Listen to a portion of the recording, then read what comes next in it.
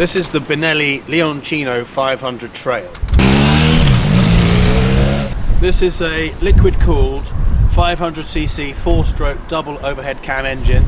It's got 2 cylinders and it produces just under 48 horsepower and 45 newton meters of torque at about 4,500 RPM. The power comes in quite high at 8,500 RPM.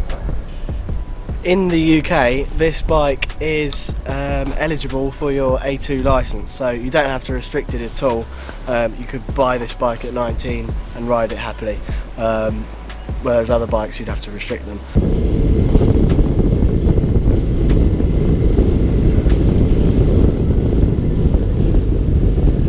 The power is delivered quite smoothly. It's not a snappy bike.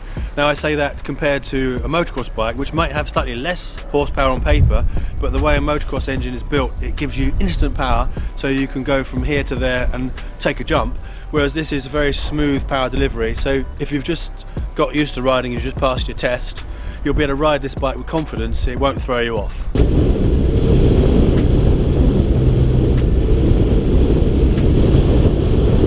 I like this little feature here on the front fender. It's the line of Passano. That's quite a nice little touch. This has got a cable throttle, so what you give is what you get, which I like. Once you're moving along, it will build up to 70 quite easily. At 70 miles an hour, you're revving quite high. It's about 5,700 or so RPM. It's hard to tell because the rev counter doesn't have increments.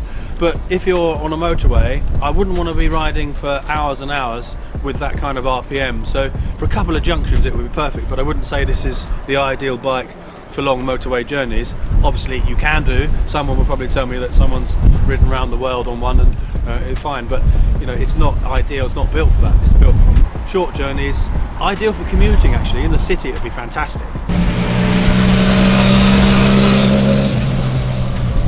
It's got a steel trellis frame and it weighs 170 kilos dry. So that's, if you add petrol to it and oil, then obviously it's going to weigh a bit more than that. But without that, it's 170.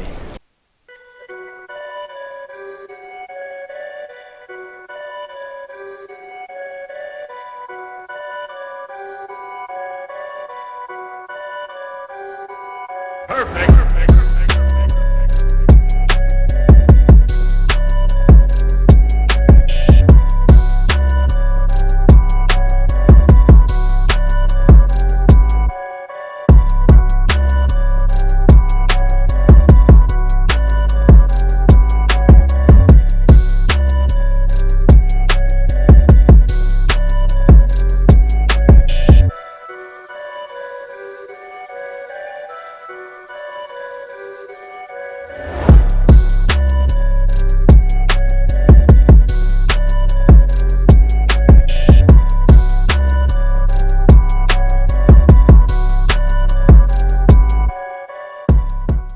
On the road it handles quite nicely, it's quite nimble, it's good in the turns, so it's a lovely bike to ride. As I said before, I think it would be a good commuting bike, an everyday bike, and at the weekend you could go out on a trail. It is called the Leoncino Trail, and it's not a trail bike in the sense that it would be a predominantly off-road bike. It's more a road biased bike. You don't have masses of suspension, but I did take it down a trail and it did okay, but it was pushing it to its limits on a gentle farm track.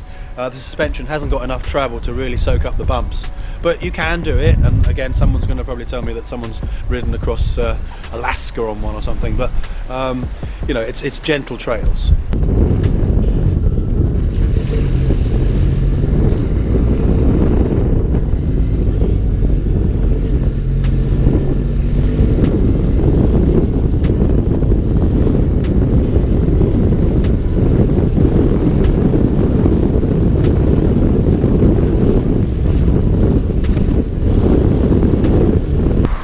It's got 7.2 inches of ground clearance and 5.3 inches of travel and suspension. But if you come down here, this huge exhaust muffler here is definitely going to get in the way, especially if you're going over rocks or something. You're probably going to hit that.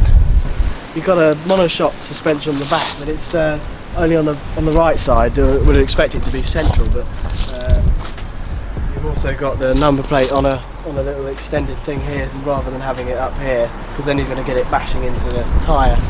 If you are going off-road, all very well and good. If it's muddy, like it is in England, the problem with this bike, because it's so intricate, the design is so stylistic, when you go off-road, if you have a look here, the mud gets everywhere. So there's very little mud guard, so everything gets splashed into the radiator underneath, and it goes through and all these bits. So you'll find half the bike's covered in mud, and it's a job to clean it.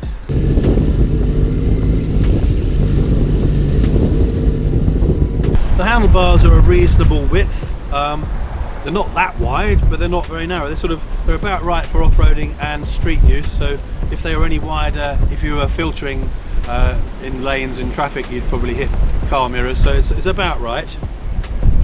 So the exhaust note is quite quiet, but it does make a nice tone. But obviously it's to comply with the regulations. I'm sure you can get an aftermarket exhaust. But let's start it up and give it a listen.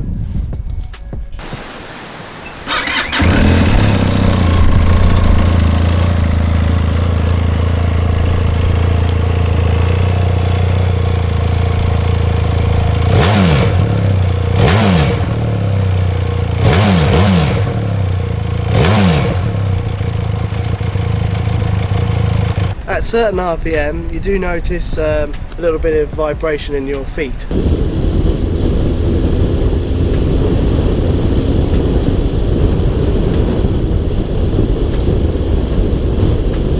Now size-wise, I'm 6'3", and it feels okay. I'm a little bit pushed forwards onto the tank, and I don't particularly like my feet being behind my arse. I'd say it would suit perhaps someone 5'8", 5'9", 5'10", much better than it would suit someone as tall as me. The seat is scooped in this, but it's not too bad like the Royal Enfield, where you can't really move about in it. You can still move if you need to, but then it's obviously so that you can have someone else on the back.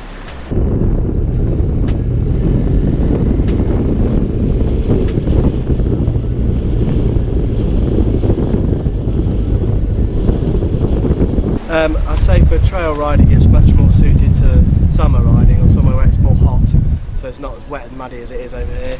And if you did ride it this time of year, you probably want to change the tyres because they're not that great. You've got a 6-speed gearbox with this bike, so that's a bonus. This has got quite a wide back tyre. It's got grab rails on the back, so if you've got a scared passenger, that's quite handy. And you could obviously use it to manoeuvre it around, but it is quite heavy to do that.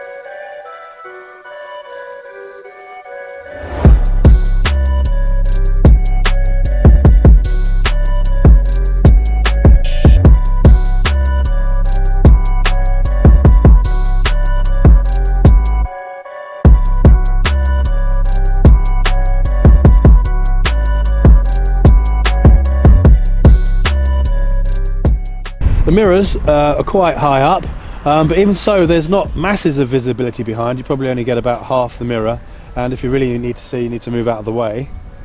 Stylistically it's a beautiful looking bike, so wherever you would turn up in this it wouldn't look at all out of place.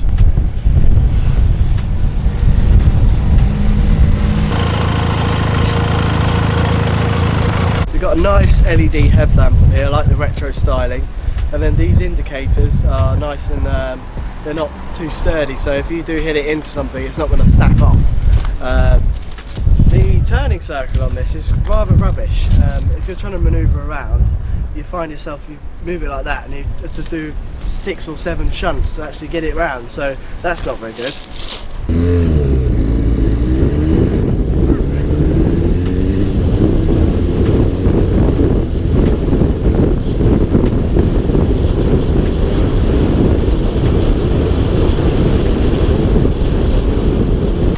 has got a 15 litre fuel tank. We can't find any of the miles per gallon specs anywhere, so I don't know what that is. But I've looked everywhere and I can't find it. The seat height is 32 what? Inches. There we go.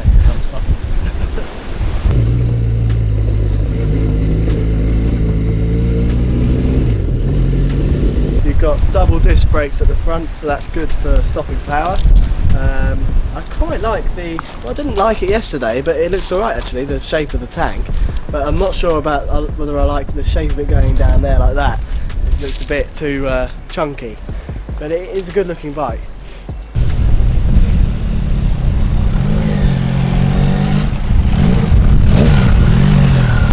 Please let us know in the comments below what you think of the Benelli, and don't forget to like, subscribe if you haven't already, and we'll see you on the next video.